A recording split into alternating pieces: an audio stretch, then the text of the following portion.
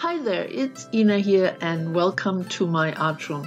Thank you so much for subscribing to my channel and please push the bell icon so you will receive notification of all my regular uploads. So today's collection was given to me by my friend Lynn. Now Lynn is another YouTube artist and I will tell you a little bit more about her later on. But right now I just want to show you the things she sent my way. There is a nice card with a butterfly and an interesting envelope. Of course it has a note to me inside. And then there is a little bag with all kinds of die cuts, some swirly designs, there is a blackbird, there are some tags and shapes cut from craft paper with birds on them, and there are a few nicely colored index cards. Then she also sent along a small bag of some German die cuts. Now these type of vintage die cuts are very popular in Germany, especially when I was a child. They have very pretty designs and colors. They're often glossy or even glittery, and they're just really nice keepsakes. So then she also included two doilies. There are some book pages with some leaves on them. There is some music sheet paper. There's a big piece of Tim Holtz tissue paper, some textured paper, and another music craft sheet. Now, I like to explain to you why the footage here is so fast, why there are no captions. And the reason is that I redid this page completely after I was done with the first version. It doesn't happen very often to me that I don't like the end result. Usually I work through difficult stages until I do like it. But in this case, I think my choice of colors and so on was just not very pleasing. So I decided at the very end, when the page was pretty much done, to redo it. Now, usually when you work on an art journal page and you don't like it, you can just chuck your paper and start over again. Now, with these B&B challenges, it's a little more tricky. First of all, I've already done a page on the other side of this chipboard piece. And second, I have a limited amount of materials to work with. So I thought about it a little bit, left it overnight, but then in the morning decided this gotta go. I gotta do it again. So I used my X-Acto knife to lift some of the pieces I had glued to the page, and that was easy enough. And when I lifted the die cut swirls, I realized there were actually stickers, which I didn't notice the first time around. So it was fairly easy to lift the top layer and let the bottom layer just stick to the background. Next, I used a baby wipe just to wipe off some of the distress ink I had put on the page.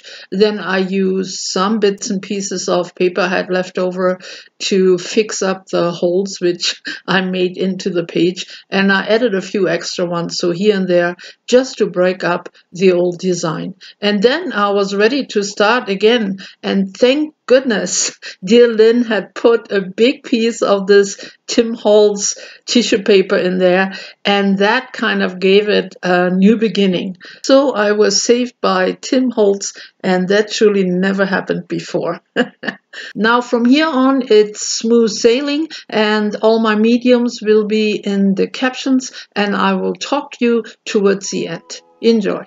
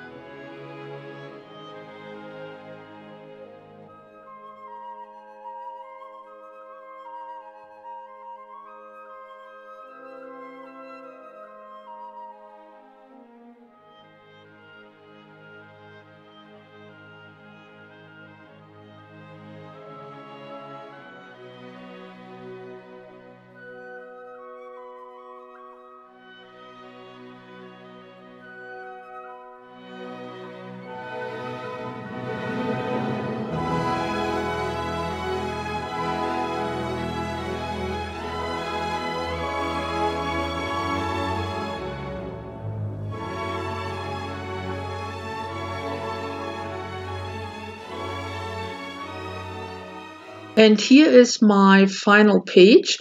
As you can see, I kept it fairly simple because the background is so busy. But I like the color combination and the layout way better now. Adjusting the colors a bit with my gelatos and adding those German die cuts to the tag helped the colors flow together. And it has great texture because of all the layering.